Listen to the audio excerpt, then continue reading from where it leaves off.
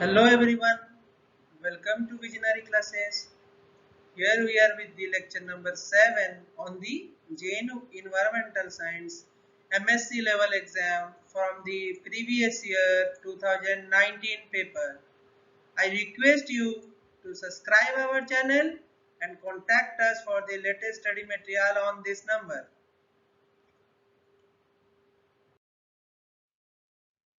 So in this type of exam you will get 75 question, out of which 50 question are of 1 mark and 25 question are of 2 marks. So the total will be 100 mark question and you will get 180 minutes. So the first question we are discussing from this chapter is the two adjacent sides of a parallelogram are represented by the vectors A 3i cap, j cap, 4k cap, B 3i cap, j cap, 4k cap. Then it asks the area of the parallelogram is. Okay, so this is the parallelogram and this is A vector. This is B vector. It is given. Okay. So it is asking what is the area? What is the area of the parallelogram? Okay. So it is asking area of the parallelogram. Actually, this question is little bit wrong. Okay. This question is little bit wrong. Why? I will tell you in the later section. Okay. Let us first calculate by using the formula of area of parallelogram. The answer is given root 42 square units. Okay, root 42 square units is the answer. But why this is the answer, I will tell it also. So, you have given two adjacent side of a parallelogram represented by the vector A, 3i cap, j cap and 4k cap. B, 3i cap, j cap and 4k cap. These are the two vector. These vector are given as this. Okay. So the area of a parallelogram. The area of a parallelogram is the cross product of the two adjacent sides. Okay. So in the cross product, if we have for multiplication of the cross product, okay, multiplication of the cross product, you should remember that if the vector A is given A1 I cap plus A2 j cap plus A3 k cap, okay, and B is given B1 I cap, B2 j cap and B3 k cap. Okay, so according to the coordinate system, this is coming from the vector lesson. Okay, so in the vector lesson, you know the I cap, j cap and k cap are the unit vector, and suppose there is a vector line that is passing in a 3D, you can say that A1 is the projection of A vector on I cap. Projection means परछाई, ठीक है, एक vector की परछाई, ठीक है, इस vector की परछाई जो आपकी एक्स एक्सिस में पड़ रही है दैट इज दी A1. अगर इस वेक्टर की परछाई जो आपकी वाई एक्सिस पे पड़ेगी दैट इज A2 एंड अगर परछाई आपकी जेड एक्सिस पे पड़ रही है that is A3. This is the projection, this is the projection, you should remember this is the projection. Okay, तो इसका जब हम क्रॉस प्रोडक्ट करते हैं तो हम कुछ इस तरीके से करते हैं, ठीक है. अगर हम बात करें यहाँ पे A1 यहाँ पे है आपका, ठीक है, A2 आपका A2 यहाँ पे है, ठीक है, this is A2 and this is A3, ठीक है, ये आपका A3 है, ठीक है. उसी तरीके से ये आपका B1 है, ये आपका B2 है और ये आपका B3 है, ठीक है. बात करते हैं इस तरीके से. तो आप पहले क्या करेंगे, आई जे और के कैप को लिख देंगे, ठीक है. फिर इनके जो कोफिशिएंट्स है, जो यूनिट वेक्टर के कोफिशिएंट्स है, उनको आप अरेंज कर देंगे 3 1 4 में और 3 1 4 में. ओके, फिर क्या करेंगे, देखिए आपको क्या करना है, फिर आपको आई कैप को रखना है अपने पास, ठीक है. और जैसे कि यहाँ पे अगर आई कैप है, यहाँ पे जे कैप है और यहाँ पे के कैप है, ठीक है, और आपने यहाँ पे 3 लिख चुके हैं, आप 1 लिख चुके हैं और 4 लिख चुके हैं, यहाँ पे भी आप 3 लिख चुके हैं, 1 लिख चुके हैं, 4 लिख चुके हैं। तो you should forget this. Okay, आप ये वाले कॉलम को फॉरगेट करेंगे। फॉर आई कैप आप क्या करेंगे, आप बाकी दोनों कॉलम को मल्टीप्लाई करेंगे क्रॉस प्रोडक्ट के थ्रू से, मतलब 1 into 4 that is 4, again 1 into 4 it is that is 4। लेकिन जैसे ही आप जे वेक्टर की बात करते हैं, क्योंकि यहाँ पे आई के सामने प्लस सिंबल था, अगर आप जे की बात करें तो जे के सामने आपकी एक माइनस सिंबल आएगी। ठीक है, तो माइनस सिंबल आप करते हैं तो आप फिर जे के नीचे के कॉलम को आप भूल जाएंगे। ठीक है, जे के नीचे के कॉलम को आपको भूलना होगा। तो जे के नीचे के कॉलम को भूलेंगे तो आपका क्या होगा, यहाँ पे 3 into 4 एंड 3 into 4। ओके, तो ये आपका 3 into 4 आएगा, लेकिन यहाँ पे जे के सामने में एक माइनस साइन जरूर आएगा। ठीक है, आपका क्रॉस मल्टीप्लीकेशन कुछ इस तरीके से हो रहा है, ये देन ये। ठीक है, आप ऐसे क्रॉस मल्टीप्लिकेशन कर रहे हैं। ठीक है, उसी तरीके से के कैप की बात करें तो वहां पे आपका आपके के नीचे के कॉलम का आपको भूलना होगा। ठीक है, 3 1 और 3 1 से मल्टीप्लाई करके आपका आंसर आएगा। ठीक है, लेकिन कैसे हम लोगों ने यहाँ पे देखा कि यहाँ पे तो 0 आई, 0 जे और 0 के आ रहा है, और आपका अगर वेक्टर 0 है सारा का सारा प्रोजेक्शन, तो आपका वेक्टर भी 0 होगा। लेकिन आंसर यहाँ पे तो 0 दिया ही नहीं है। ठीक है, आप सोच रहे होंगे आंसर तो यहाँ पे 0 दिया नहीं है, because this question is wrong. Okay, this question is wrong. Okay, that's why the answer is not given here. Okay, so इस question का जो actual form है that is something different, where you will get root over 42 square unit. So let us consider that question. Okay, so the question is two adjacent side of a parallelogram are represented by a vector. पहला vector तो same है 3i j and 4k.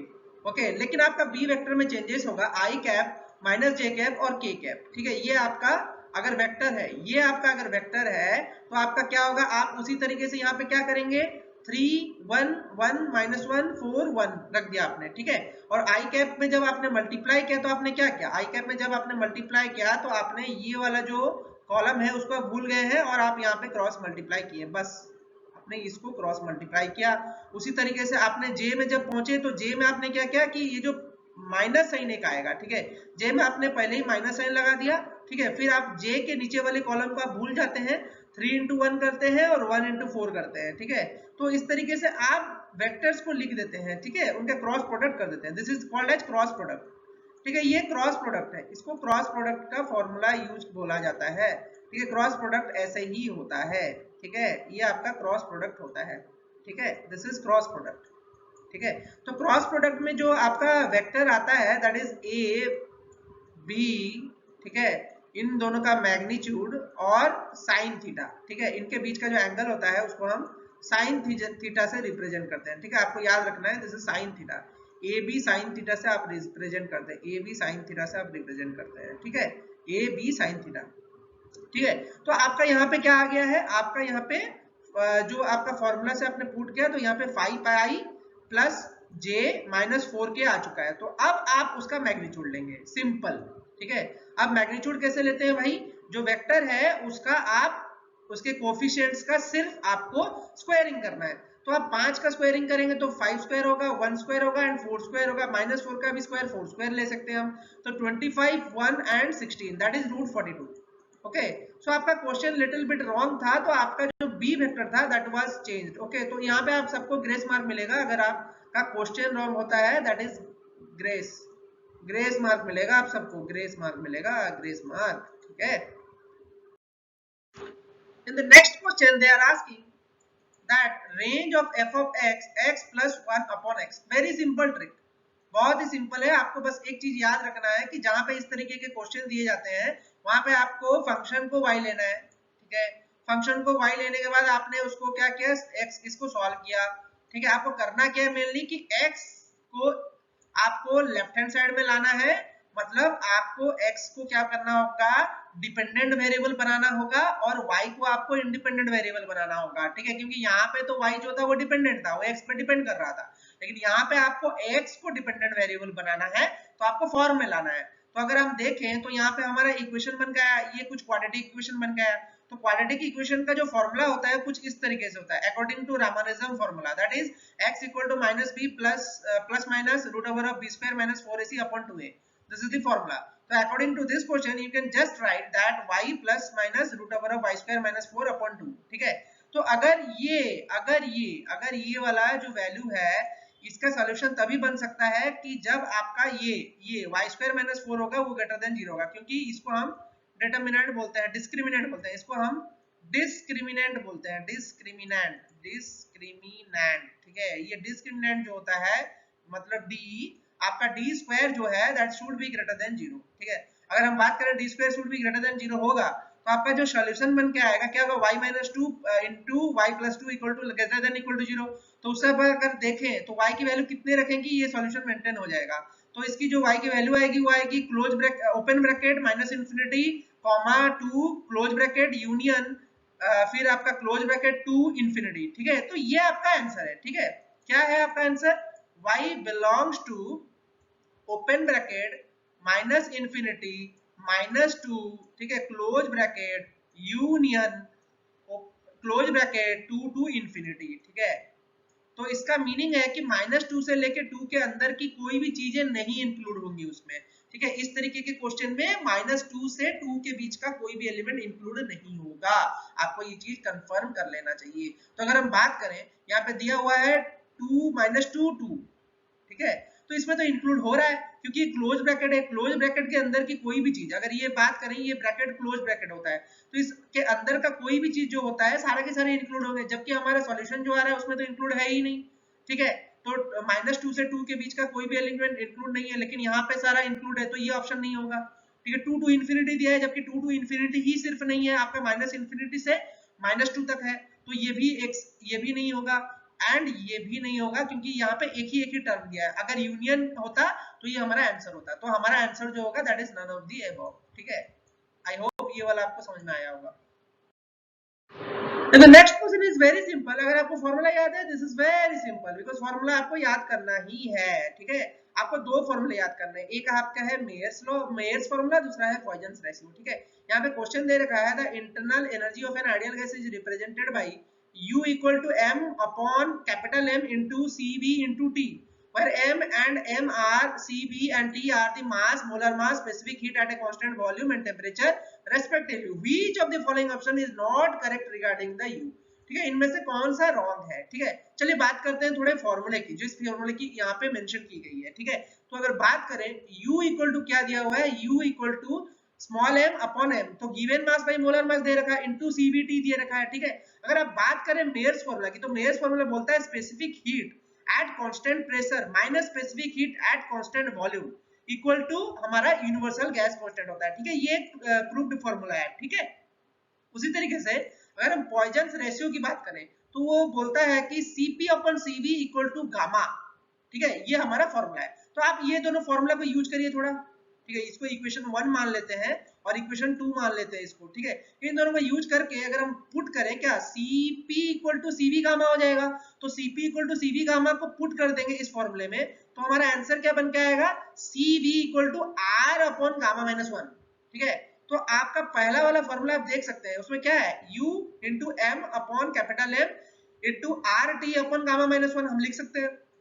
तो this is absolutely true, this formula is absolutely true, ठीक है। और m upon small m upon capital M जो होता है वो n होता है, नंबर ऑफ मोल्स, ठीक है। तो नंबर ऑफ मोल्स अगर n होता है तो nRT का फॉर्मूला हम लोग पढ़ चुके हैं आइडियल गैस इक्वेशन से, क्या होता है, PV। तो PV अपॉन गामा भी जो है वो भी एब्सोल्युटली ट्रू होगा, दिस इज एब्सोल्युटली ट्रू। लेकिन अगर हम बात करें कि ये वाला जो ऑप्शन है this is wrong, this is wrong, क्योंकि यहाँ पे एक एडिशनल m अपॉन m दे रखा है, small m upon capital M दे रखा है, तो ये हमारा रॉन्ग ऑप्शन होगा। और यहाँ पे ऑप्शन में उसने पूछा था कि which of the following is not correct, so the answer will be U equal to small m upon capital M PV upon gamma minus 1, जो कि है रॉन्ग है हमारा, ठीक है। ये हमारा वहां पे आंसर होगा, ठीक है। आई होप ये लेक्चर आपको समझ में आया होगा, ठीक है। यहाँ पे हमारे 1 मार्कर्स वाले क्वेश्चंस फिनिश होते हैं, ठीक है। तो आप इन सबको ध्यान से पढ़िए और आप इनके नोट्स बनाइए and do update me, okay. Thank you.